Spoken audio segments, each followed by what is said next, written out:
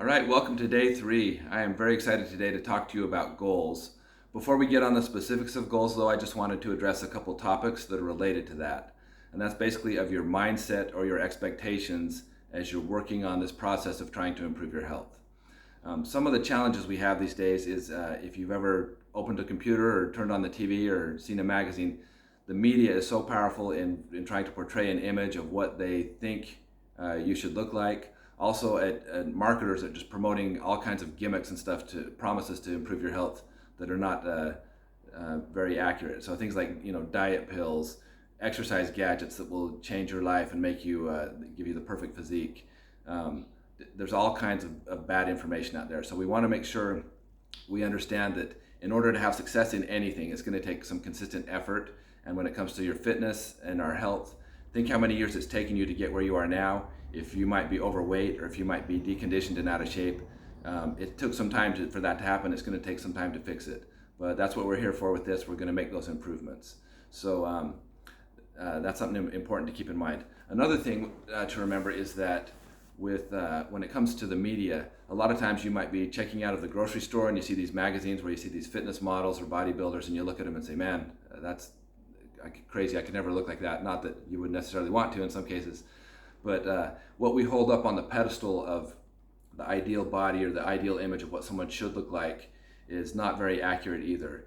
If you look at some of these, movie stars or models or people like that are known for their amazing physique, they're basically 1 in a million in the population, their genetics to begin with. And so it's just so rare to start with. And then on top of that, you've got the training and conditioning they've done. They've got photo shoots. They got Photoshop they do a lot of times. And then in some cases, these people, when you look at them as the pinnacle of health, it's actually, in many cases, it's not so. There's people that are abusing performance-enhancing drugs to look that way. Some have eating disorders. Some have body dysmorphia, issues about their image, how they look in reality.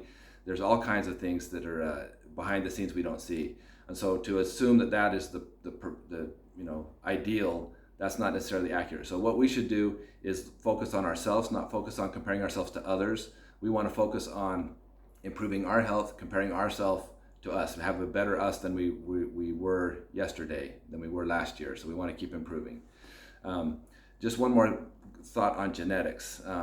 Some of you might feel that you missed out on the genetic lottery at birth. I know we all know the people that seem like they can eat junk all the time, eat whatever they want, as much as they want. You go out with that friend, they're always skinny, it doesn't matter what they do. And some of us feel like you might walk by a table and see food on it and you'll gain weight just from looking at it, So there's those extremes, I understand. Genetics can affect so many things that can affect your weight, your body shape, your, things like baldness, complexion, bust size, predisposition to disease, longevity. So there's so many things that are affecting us that kind of put this upper limit on what we're able to do. But at the same time, I want you to understand that genetics, that's not the final answer. So many people have just written off, well, I'm overweight, I'm out of shape, it's just my genetics, it's just my slow metabolism, I can't do anything.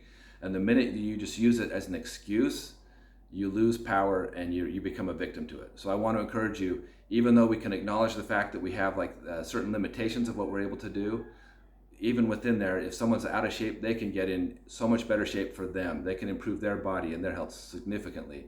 So don't get discouraged by that just if you don't have what you believe are the best genetics. It is true they can determine things and affect us, but that's not the final answer. There's still our willpower, our consistency, our effort, and our desire to improve, and that we can overcome a lot of those things. So with that in mind, I want to talk briefly about goals and how we can set more powerful goals. So I have a quick acronym I want to show you here. Let me just get this up here. Okay, so this is an acronym I found years ago. I've actually modified it a little bit. I've seen different versions of this, but this is SMART goals, stand for setting specific, measurable. You've got accountability factor with your goal. They're realistic and they have a timetable attached. So I'm going to address each of these briefly. Okay, so first on a goal for specific, S. Specific goals are much more powerful than vague ones. I've heard a lot of times people say, I want to get in better health, or I want to get stronger, and that's so vague. If your goal was to make more money and you found a quarter on the sidewalk, hey, you hit your goal, congratulations. So we want to be more specific on our fitness goals also. You want to lose 10 pounds. Do you want to lose fat or muscle? So there's things we can really specify that make our goals a lot more effective instead of just being vague wishes on there. A goal is more effective when it's measurable. If you can't measure it, you don't know when you've hit your goal. So it's important that we have the items, whether it's like I want to be able to do 15 push-ups and 5 pull-ups in the next month, something like that, where you can actually measure and tell when you've accomplished it. So being able to measure your goal is good, rather than just some vague, dream state that you want to achieve. But we want to be specific on these things. Accountability is an important one, and that's my job here to help you. Accountability can add so much power when you have someone else you're going to turn to. It's so easy for us to procrastinate and to put things off and not do things like we should.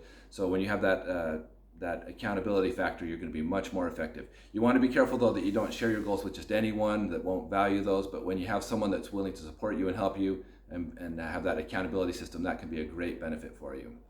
The next one, realistic. This is important because I could set a goal that I want to be a center in the NBA, and I need to gain a foot and a half or whatever. I need to gain 12 inches to do that. There's some things that are beyond our control we just realistically can't do. Or maybe if our timetable is too fast, I want to lose 20 pounds in 1 week, stuff like that. We need to make sure and be careful on here when we're realistic. We need to know what's actually possible. We can still work. That one example with realistic that's interesting, there's a guy called the Iron Cowboy. He's an endurance athlete. He does triathlons. And like 3 or 4 years ago, he did a challenge where he said, I'm going to go from every day for 50 days straight. I'm going to go to a different state in the United States, and I'm going to do a full triathlon where they run a marathon, and a bike and swim, do that every day. And I thought, oh, this should be fun to watch. I'll see him get maybe 2 or 3 out before his body breaks down. And unbelievably, he did it. He pulled it off somehow, just with the logistics and the travel and the recuperation. It was just amazing.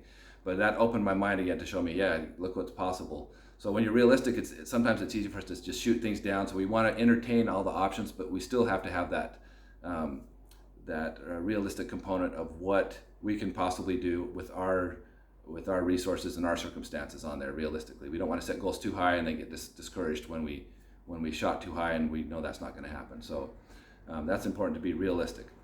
And then finally, a timetable. A timetable is great because that is basically what will, it's the catalyst, and it helps keep procrastination away.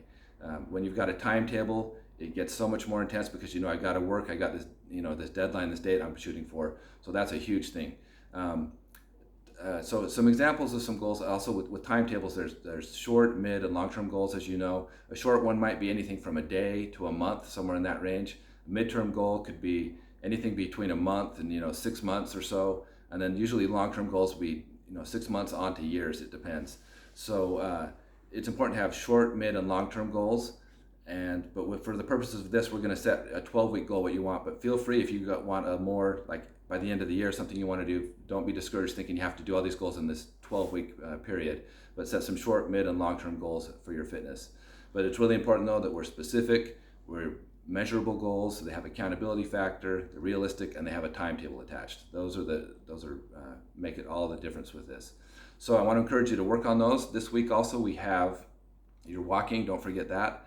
Reach out to me about your consultation, what time works best for you, so we can set that up. And then I want your goals by the end of the week, but I want you to spend some time on this. Spend a good amount of time thinking what's important to you, and make sure these are SMART goals that you're submitting. And I'd love to go over them with you and help you set up a plan to accomplish those things. So let's work on your goals. That's a great way to start things off, is to know where you're going and to set the goals for that. I'm excited for tomorrow, and I'll talk to you then.